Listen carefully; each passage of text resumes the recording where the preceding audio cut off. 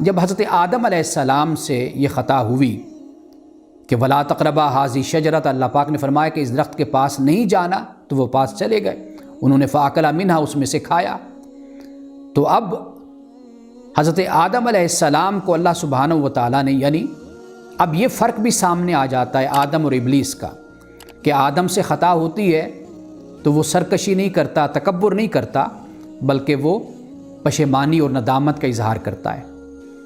اور آپ دیکھ لیجئے کہ شیطان ابلیس کا آج تک یہی رویہ ہے، اور قرآن پاک نے انسانوں میں سے جن کو شیطان کہا ہے ان کو شیطان بھی اس لیے کہا ہے کہ جب ان سے کوئی گناہ ہوتا ہے، جب کوئی غلطی ہوتی ہے تو وہ اس پر ڈٹ جاتے ہیں اور اپنی غلطی ماننے کے لیے تیار نہیں ہوتے۔ آدم کا رویہ یہ ہوتا ہے کہ وہ اگر اس سے خطا ہو جائے، غلطی ہو جائے، تو وہ اپنے رب کی طرف پلٹتا ہے۔ جیسے قرآن پاک نے کہا کہ فَتَلَقَّىٰ آدَمُ مِن رَبِّهِ کلمات، کہ آدم نے پھر اپنے رب سے چند کلمات سیکھے، اللہ تعالیٰ نے وہ سکھائے، فَتَابَ عَلَيْهِ،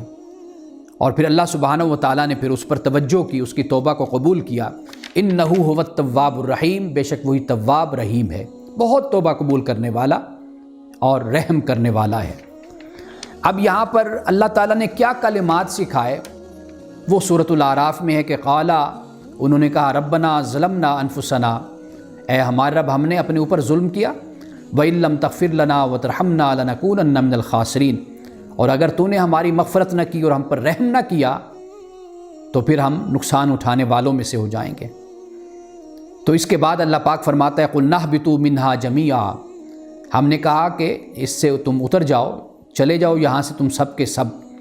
اب دیکھیے یہ بطور سزا کے نہیں ہے حضرت آدم علیہ السلام کو جنت سے بھیجنا، یا آپ کہہ لیجئے جنت سے نکالنا، کسی اور مقام پر بسانا، یہ سزا نہیں ہے۔ اس لیے کہ اللہ سبحانہ و تعالیٰ توبہ قبول کرنے کے بعد حضرت آدم علیہ السلام کو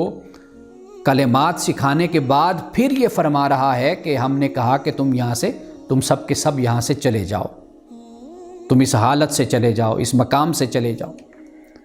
تو اس سے بات سمجھ آتی ہے کہ اللہ سبحانہ و تعالیٰ کی مشیت اور ارادہ یہی کہ انسان کو اللہ تعالیٰ نے اس زمین پر بسانا ہے، اور اس زمین پر انسان کے لیے آزمائش اور امتحان ہے، یعنی یہ دار العمل ہے، اور اس کے بعد کی جو زندگی ہے وہ دار الجزا ہے،